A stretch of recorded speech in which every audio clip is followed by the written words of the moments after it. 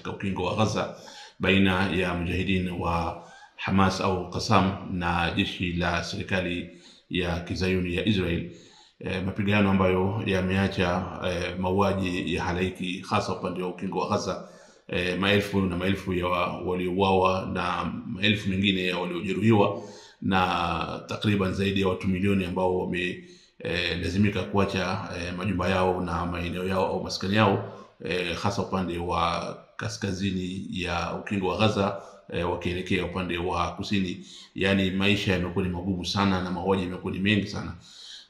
Katika hali kama hii inayoendelea, pamekuwa na maswali mengi yanayozungumziwa, ikiwemo suala la kwamba je, haya mambo yanayoendelea kule Mashariki ya Kati pale Palestina au Gaza ni ishara ya kwamba dola ya Kizayuni ya Israel inakaribia mwisho wake, yani imefika ukingoni, au ndio mwanzo wa dola kama hii kuzidi kuchukua maeneo mengine na kujitanua na kuendelea kukalia maeneo mapya ya Mashariki ya Kati. Zipo dhana nyingi zinazozungumziwa katika swala kama hili. Katika halaka hii ambayo insha Allah kwa taufiki ya Mwenyezi Mungu Subhanahu wa Ta'ala tutaangazia swala la historia, yani kuangalia jinsi ya dola kama hii ya Israel tangu kuasisiwa kwake ama kubuniwa kwake mpaka hapa ilipofika, na nini hatima ya dola kama hii na ni wapi inakoelekea. Katika kuliangazia swala hili nitatumia nukulu nyingi kutoka kwa watu mbalimbali, yani wakiwemo Mayahudi wenyewe, lakini pia kutoka kwa Uislamu. Lakini awali ya yote napenda nitabaruk na maneno matukufu ya Allah katika kitabu chake cha Qur'an, katika suratu Al-Isra, kwenye aya kuanzia aya namba 5 mpaka aya namba 7. Katika sura hii au katika aya hizi ambazo Mwenyezi Mungu Subhanahu wa Ta'ala ameelezea kwa uwazi kabisa suala la hawa Banu Israil ama Mayahudi au kwa jina lingine Wazayuni. Mwenyezi Mungu Subhanahu wa Ta'ala ametuhakikishia sisi sote, yani binadamu kwa ujumla, pamoja na Mayahudi wenyewe, ya kwamba waqadaina ila bani Israila fil kitabi la tufsiduna fil ardi marratayn. Hii ni aya namba 4, kwamba Mwenyezi Mungu Subhanahu wa Ta'ala ameshapitisha kwenye hukumu yake na katika elimu yake ni kwamba hawa Banu Israil au Mazayuni watafanya uharibifu mkubwa sana katika ardhi, na watafanya uharibifu huu mara mbili, na watajenga kiburi na ulwa kubwa sana, sifa ambayo Mwenyezi Mungu anawasifu nayo watu kama hawa. Lakini Mwenyezi Mungu akaendelea kusema itakapofika wakati wa ahadi ya kwanza aliyotaja Allah Subhanahu wa Ta'ala, yani ahadi ya kwanza ni pale kiburi chao kitakapofika kileleni, watakapokuwa wanadhulumu watu na kudharau watu na kunyanyasa, ikawa imefika kileleni kabisa, basi hapo Mwenyezi Mungu Subhanahu wa Ta'ala atatuma waja wake ambao ni wenye nguvu kabisa, watakaokuja kuwapiga na kuwamaliza na kuwaondoshea ulwa ama sulta watakaokuwa nayo. Hii ni ahadi ambayo Mwenyezi Mungu Subhanahu wa Ta'ala ameizungumzia kwamba itakapofanyika hivyo basi na sisi tutaleta watu wetu. Sitaki kuingia katika tafsiri nyingi kwamba ahadi hii ilifanyika wakati gani ama ilitukia mwaka gani, lakini wanazuoni mbalimbali wa Qur'ani wa tafsir wanatuthibitishia kwamba ahadi hii ilitimia wakati wa Mtume Muhammad sallallahu alaihi wasallam, kwa maana wakati wake yeye ndio ilikuwa ahadi ya kwanza, na ulwa yao ikaangushwa chini na ikawa ni sababu ya wao kusambaratishwa, kwa sababu walikuwa wakiishi Madina wakati ule. Mtume sallallahu alaihi wasallam akawatoa baada ya wao kuzidisha ukiritimba na dhulma na kiburi chao na kutia fitna miongoni mwa watu. Baada ya wao kusambaratishwa, wao wakawa wamepotea. Mwenyezi Mungu Subhanahu wa Ta'ala ndio anasema thumma radadna lakumul karra, tukaachia nafasi, tukawarudishia tena nafasi ya nyinyi kujipanga upya na kujiendeleza na kuinukia tena katika maisha. Lakini mkiendelea kufanya hivyo, hapo Mwenyezi Mungu Subhanahu wa Ta'ala amewafungulia milango mbalimbali, milango ya mali, milango ya watoto, milango ya riziki, na milango au sababu za wao kupata nafasi za hali ya juu kabisa katika nchi mbalimbali duniani. Lakini Mwenyezi Mungu Subhanahu wa Ta'ala akasema itakapofika ahadi ya pili, kwa maana mtakapofika na nyinyi kileleni kwa mara ya pili katika jeuri zenu, katika kiburi chenu, katika ulwa wenu, basi vile vile Mwenyezi Mungu Subhanahu wa Ta'ala leta waja wake kwa mara ya pili ambao watakuja kuwaondosha na kuwavunjia viburi mtakavyokuwa navyo. Hii ni ahadi ya Mwenyezi Mungu Subhanahu wa Ta'ala ambayo iko wazi kabisa, imetajwa kwenye suratu Al-Isra, aya ambazo nimesoma, na kwa maelezo zaidi kila moja anaweza akazirudia aya kama hizi, aya kuanzia namba 4 mpaka aya namba 7, na anaweza pia akaendelea hata baada ya hapo akazidi kupata maelezo bainifu yatakayomuondoshea utata wote ambao pengine inaweza kuwa ako nao kutaka kulifahamu swala kama hili. Sasa mimi leo nitaingia kidogo katika historia ya kuasisiwa kwa dola hii ya Kizayuni ya Israel, ambapo kihistoria hii dola iliasisiwa mwaka 1948. Huu ndio wakati rasmi ambapo hii dola ilitangazwa kwamba sasa ni dola inayopatikana na ni dola ambayo imekuja kukalia dola iliyokuwepo kabla hapo ambayo ni dola ya Palestina. Na walichukua kwa awamu, yani walikuwa wanachukua maeneo kidogo kidogo mpaka ilipofika hivi sasa ambapo takriban sehemu kubwa sana ya Palestina imetwaliwa au imechukuliwa na dola hii ya Kizayuni. Wanaozungumza kwamba dola hii imefika ukingoni, wanasema hii dola haiwezi ikadumu zaidi ya miaka 75, wengine wanasema haiwezi kadumu zaidi ya miaka 80, ambapo kwa mahesabu kama hayo tangu kuanzishwa kwake mwaka 1948 mpaka sasa mwaka 2023, yani hii ni miaka 75. Kwa hivyo wale wanaosema dola hii haitadumu zaidi ya miaka 75, maana yake sasa huu ndio wakati kwamba hii dola imefika ukingoni. Wale wanaosema dola hii ina kwenda mpaka miaka 80, yani haivuki miaka 80, basi wanaongezea miaka 5 kuanzia sasa, ambapo ndio dunia itashuhudia uporomokaji ama usambaratikaji wa dola kama hii. Haya ni mambo ambayo ni mustakbal, hatusemi kwa uhakika moja kwa moja, lakini tunatizama zana vile zilivyo na tunaangalia historia huko inakotoka, lakini pia tunatizama uchambuzi wa watu mbalimbali ambao ni wabobezi katika masala kama haya. Lakini napenda nianze na tukio moja ambalo lilitokea mwaka ule wakati wa kuasisiwa dola kama hii, mwaka 1948. Kulikuwepo na bibi moja kizee, mwanamke wa Kiyahudi mtu mzima kabisa, ambaye alikuwa na umri wa miaka zaidi ya 70 wakati huo. Huyu ni Myahudi wa kutoka nchini Iraq, au ni Myahudi wa Iraq. Alikuwa bado anaendelea kuishi Iraq. Ghafla akaona watu wake, kwa maana jamii yake ya Kiyahudi walikuwa pale Iraq na sehemu nyingine mbalimbali, walikuwa wakisherehekea kwa furaha kubwa sana kwa kuasisiwa kwa dola ya Israel. Huyu mwanamke akawauliza wenzake walikuwa wakisherehekea mkifurahikia ya kwamba kuna jambo gani leo ambalo limetokea mpaka mkawa mnafurahika au mnasherehekea. Wakamwambia kwamba leo dola yetu imeasisiwa na bendera imeshapeperushwa, kwa hivyo sisi kwanza sasa tuna nchi yetu, hatakuwa tena tunaishi kama raia wa nchi nyingine mbalimbali, sasa tumekuwa tuna nchi yetu, kwa hivyo ndio maana tunafurahika na tunasherehekea. Basi mwanamke huyu kusikia hivyo na kujua hivyo, akaanza kulia. Jamaa wakashangaa sana, unaalizwa na kitu gani? Leo ni siku ya furaha, watu wanafurahika, badala uje ufurahike ucheze na sisi, wewe ndio unalia. Akasema nalia kwa sababu hii dola yenu ambayo imeasisiwa leo haitakwenda zaidi ya miaka 75. Huyu ni mwanamke wa Kiyahudi alisema maneno kama haya mwaka 1948.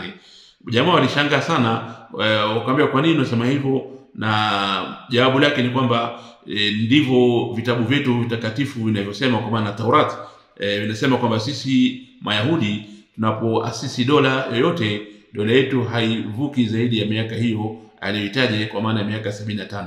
Hii ni kauli kwa wakati ule yani hakuna hata mmoja alikubali kwamba hii kauli inaweza hata ikazingatiwa ama ikahifadhiwa, lakini ni kauli ambayo imebaki na inajulikana. Na sasa kulingana na matukio mbalimbali watu wanaanza kuiangalia kauli hii ina uzito kiasi gani, na wakiangalia wakitathmini wanaona kwamba hii kauli ina uzito wa kuweza kuzingatiwa. Tukumbuke kwamba dola hii ya Israeli tangu kuasisiwa kwake mwaka 1948 haikuasisiwa kiurahisi au kwa njia ya amani, bali iliasisiwa kwa njia ya vita na mapigano makali sana. Na ili dola hii iweze kusimama ilibidi wafanye mauaji makubwa sana ya miji kadha wa kadha ya Kipalestina na kuwaua ima raia wa Palestina walikuwa wakiishi pale au kuwafurusha na kuwatorosha, yani kuwakimbiza katika maeneo waliokuwa wakiishi katika miji yao, ili Mayahudi wawe ni wenye kuchukua miji ya Palestina mji baada ya mji. Kwa hivyo ilikuwa ni vita vikubwa sana vilivyopiganwa huo mwaka wa 1948 mpaka wakaweza kuasisi ama kusimamisha dola yao. Lakini Waarabu mbalimbali walikuwa wakiwaunga mkono wa Palestina na kutaka wasinyang'anywe nchi yao na wasifurushwe kutoka katika nchi yao, waliingia vitani kupigana na Mayahudi, lakini walizidiwa nguvu kwa sababu Mayahudi wakati ule walikuwa wakiungwa mkono na dola kubwa iliyokuwa kitawala dunia ambayo ni Great Britain, yani Uingereza, au yani UK, ambayo ndio ilikuwa dola ikitawala mkikoloni nchi nyingi sana duniani ikiwemo Palestina. Kwa hivyo Waingereza ni kama walikuwa wanaunga mkono Mayahudi na ili kuwapatia wao Mayahudi ile nchi ya Palestina. Na hii haikuwa ni jambo jipya kwa Waingereza kufanya hivyo mwaka 1948 kwa sababu tayari kulikuwa kuna ahadi iliyotolewa na serikali ya Uingereza kabla ya hapo, yani mwaka 1917, yani wakati vita vya kwanza vya dunia bado havijaisha. Ilitolewa ahadi rasmi kutoka serikali ya Uingereza na waziri wa mambo ya nje wa Uingereza wakati huo kwa jina la David Balfour, ambaye yeye pia alikuwa ni Myahudi, na ahadi hii alitoa kwa niaba na kwa jina la serikali ya Uingereza kuwapatia Mayahudi wenzake ya kwamba serikali ya Uingereza inatizama kwa jicho la huruma kuwapatia Mayahudi makao na maeneo ambayo wataasisi dola yao na kuwa na nchi yao, na kwamba maeneo yenyewe lengwa na yanayokusudiwa yatakuwa ni pale Palestina. Haya maneno yaliandikwa rasmi mwaka 1917. Kwa hivyo serikali ya Uingereza pamoja na jumuiya za Kizayuni wakati huo zilikuwa zikishirikiana kwa ukaribu kabisa kutimiza ndoto na ahadi kama hii iliyokuwa imetolewa na serikali ya Uingereza. Kwa hivyo serikali ya Uingereza ambayo ndio ilikuwa dola kubwa ikitawala dunia wakati ule ilichukua upande wa kuwa na Mayahudi kwa kuwasaidia kuasisi dola yao ambayo hatimaye ilisimamishwa huu mwaka niliotaja 1948, na nchi za Kiarabu zilizojaribu kuzuia kuasisiwa kwa dola kama hii zote zilishindwa kwenye vita kama hivyo. Lakini pia Waarabu waliendelea, hasa nchi ya Misri ambayo ilikuwa ndio nchi kubwa katika nchi za Kiarabu kipindi hicho, na nadhani pengine mpaka sasa pia ni kama waliona kwamba bado hatujakata tamaa, tunaweza tukapigana sisi na Mayahudi na tukawashinda na tukaichukua ile nchi ya Palestina kutoka mikononi mwa Wayahudi na kuwaregeshea wa Palestina wenyewe. Kwa hivyo mwaka 1956 palipiganwa tena vita vingine baina ya Misri na Israel, lakini vita hivi Israel nao walisaidiwa na nchi nyingine mbili kubwa duniani ambayo ni Uingereza na Ufaransa, na Misri kushindwa vita kama hivi kwa mara ya pili. Nchi za Kiarabu ziliendelea kujikusanya na kujipanga upya kwa lengo hilo hilo la kutaka kuirudisha nchi ya Palestina, kuwarudishia wenyewe. Kwa hivyo mwaka 1967 nchi za Kiarabu zikiwa zimeungana, hasa nchi tatu kubwa kwa wakati huu ambao ni Misri, Syria na Jordan, na hizi nchi tatu ambazo zimepakana na Israel katika pande zake zote, yani Misri upande wa kusini, Jordan upande wa mashariki na Syria upande wa kaskazini, wakisaidiwa na nchi nyingine za Kiarabu zilizokuwa ziko mstari wa nyuma, yani nyuma ya nchi tatu hizi kwa maana nchi kama Iraq, kama Sudan, kama Saudia, kama Morocco na nchi nyingine mbalimbali za Kiarabu ambazo ziliungana kwa ajili ya kutaka kuirudisha nchi ya Palestina, kuwarudisha wenyewe, yani kuwanyang'anya Mayahudi. Lakini kwa masikitiko makubwa, vita hivi vya mwaka 1967 dola ya Israel iliweza kuibuka kuwa mshindi na kushinda majeshi ya nchi tatu za Kiarabu kubwa ambazo ni Misri, Jordan na Syria katika muda wa siku 6 peke yake. Ni vita ambavyo katika historia vinajulikana ama vinaitwa vita vya siku 6. Vita hivi vilipiganwa mwezi wa 6 Juni mwaka 1967. Kwa hivyo hivi kwa upande wa Misri ama na wenzake nchi za Kiarabu, tuseme itakuwa ni vita vya 3 wao kupigana na dola ya Israeli, lakini bado wanashindwa kwenye vita kama hivi. Lakini Misri pamoja na wenzake wengine hasa Syria bado hawajakata tamaa. Waliposhindwa vita kama hivyo wakaendelea kujipanga. Kwa hivyo ilipofika mwaka 1973 Misri na Syria kwa pamoja walianzisha mashambulizi ya ghafla, na hii itakuwa ni miaka 50 yani iliyopita kuanzia sasa 2023 na wakati ule ikiwa ni mwaka 1973, yani ni miaka 50 iliyopita. Kwa hivyo nchi mbili hizi zilianzisha mashambulizi ya pamoja na wakaweza kupata mafanikio fulani hasa ya kurudisha baadhi ya maeneo yao ambayo yalikuwa yametwaliwa na Israel wakati wa vita vya mwaka 1967, vita vya miaka 6 nyuma iliyopita, ambapo nchi ya Misri ilipoteza eneo lake kubwa sana la Sinai. Nchi ya Jordan ilipoteza eneo lake kubwa sana ambalo ni linaitwa ukingo wa magharibi, ikiwemo mji wa Baitul Maqdis pamoja na Masjid al-Aqsa. Zote hizi zilitwaliwa na Israel mwaka 1967. Lakini pia upande wa Syria walikosa eneo kubwa sana ambalo linajulikana kwa jina la Golan Heights au milima ya Golan katika vita hivyo vya mwaka 67. Lakini vita vya mwaka 1973 nchi ya Misri pamoja na Syria kwa kushirikiana pamoja waliweza kufanikiwa kurudisha baadhi ya maeneo yao yalikuwa yametwaliwa na Israel. Kwa maana Misri ilirudisha maeneo kadhaa ya Sinai na Syria pia ilirudisha baadhi ya maeneo fulani ya Golan. Jordan katika vita hivi dakika za mwisho waliamua wao kutoshiriki kwenye vita na wakakaa pembeni. Kwa hivyo ikawa ni nchi mbili pekee ndizo zilizoshiriki. Kwa hivyo nchi au vita hivi ambao vilileta baadhi ya mafanikio fulani vilipelekea kusainiwa kwa mkataba wa amani baina ya Misri na Israel, mkataba unaojulikana kwa jina la Camp David, ambao ulitiwa saini mwaka 1978 kule nchini Marekani chini ya usimamizi wa rais wa Marekani wakati huo ambaye alikuwa ni Jimmy Carter. Baada ya vita kama hivi, Misri ambayo ndio ilikuwa nchi kubwa ya Kiarabu ikiongoza Waarabu katika mashambulizi mbalimbali au katika vita mbalimbali, kwa kuwa sasa wamesha saini mkataba wa amani na Israel, Misri ikawa sasa ni kama officially rasmi kabisa wamejitoa katika wigo wa vita, na wakawa sasa wanaangalia swala la kuishi kwa amani baina yao na baina ya dola ya Israel. Hii ni historia ndefu, nimeitaja kwa ufupi ili tuweze kufahamu nini kilichokuwa kinaendelea wakati huo tangu kuasisiwa kwa dola hii mpaka mwisho wa mapigano baina ya nchi za Kiarabu na dola ya Israel. Nirudi sasa katika tabiri mbalimbali zilizotolewa. Nimetaja pale mwanzo utabiri wa yule mwanamke wa Kiyahudi wakati wa kuasisiwa kwa dola kama hii, kauli yake iliyosema na alipokuwa analia kwamba dola hii haitokaa zaidi ya miaka 75, na akataja sababu yake kwamba ndivyo maandiko ya kitabu chetu cha Torati yanasema hivyo.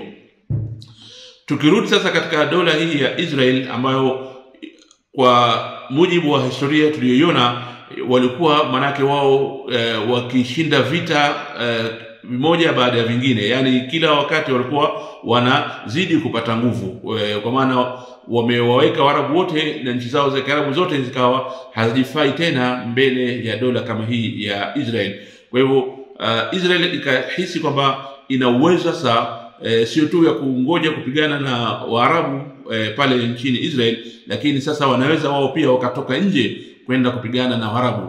Na ikawa sasa ndio safari ya kwanza ya Israel kutoka nje kwenda kupigana na Waarabu ni mwaka 1982, ambapo jeshi la Israel lilitoka likaenda Lebanon, na huko Lebanon wakafanya mashambulizi na wakafanya mauaji makubwa sana katika kile kinachojulikana katika historia mauaji ya Sabra na Shatila, ambapo maelfu na maelfu ya Wafalastini walikuwa wamekimbilia kule. Kabla ya hapo walifuatwa na kuuawa katika kambi zao, wakiwemo wanawake, watoto, kama tunavyofahamu mashambulizi ya jeshi la Israel namna wanaofanya kwa upande wa Palestina. Sasa katika hali kama hii kwamba dola hii Israeli imefika kilele cha ukubwa na nguvu kiasi kwamba nchi za Kiarabu zote haziwezi kufanya chochote mbele ya Israel.